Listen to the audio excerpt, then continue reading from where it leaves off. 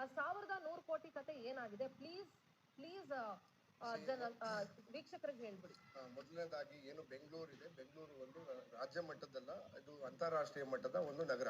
ಅಂದ್ರೆ ಇಡೀ ದೇಶದಲ್ಲಿ, ಇಡೀ ಪ್ರಪಂಚದಲ್ಲಿ ಒಂದು ಹೆಸರು ಆಗಿರ್ತಕ್ಕಂಥ ಬೆಂಗಳೂರು ನಗರ ಒಂದು ಸಣ್ಣ ವಿಚಾರನೂ ಕೂಡ ಅಂತಾರಾಷ್ಟ್ರೀಯ ಮಟ್ಟಕ್ಕೆ ಹೋಗ್ತದೆ. ಅದು ಬೆಂಗಳೂರಿನ ಹೆಮ್ಮೆ. ನಿಮ್ಮ ಪ್ರಕಾರ ಸಣ್ಣ ವಿಚಾರ ಯಾವುದು ಹೇಳ್ತೀನಿ.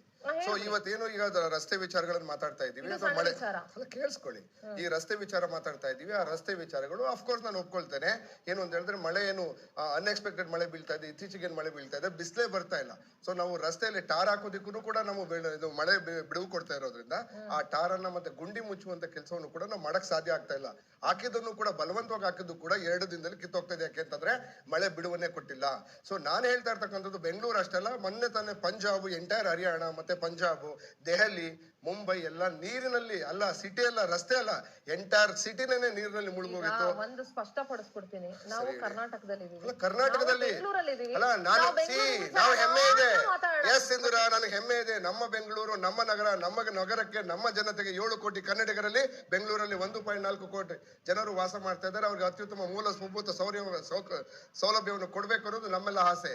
ಆದ್ರೆ ಇತ್ತೀಚೆಗೆ ಏನಾಗ್ತಾ ಇದೆ, ಏನು ಅನ್ಎಕ್ಸ್ಪೆಕ್ಟೆಡ್ ರೈನ್ ಇಂದಾಗ ಪ್ರಾಬ್ಲಮ್ ಏನಾಗಿದೆ ಅದನ್ನ ನಾವು ಅರ್ಥ ಮಾಡ್ಕೊಳ್ಬೇಕಾಗ್ತದೆ. 100% ನಾವು ಆಲ್ರೆಡಿ ನಾವು ಏನು ಇನ್ಫ್ರಾಸ್ಟ್ರಕ್ಚರ್ ಅನ್ನ ಡೆವಲಪ್ ಮಾಡ್ಬೇಕು ಅಂತ ಹೇಳಿ ಒಂದು ಬರೀ ಇದಕ್ಕೆ ವಾಟರ್ ಇದನ್ನ ಕವರ್ ಮಾಡೋದಕ್ಕೆ 1100 ಕೋಟಿಯನ್ನ ಕೊಟ್ಟಿದ್ದೇವೆ. 6000 ಕೋಟಿಯನ್ನ ವೈಟ್ ಟಾಪಿಂಗ್ ಕೊಟ್ಟಿದ್ದೇವೆ ನಾವು.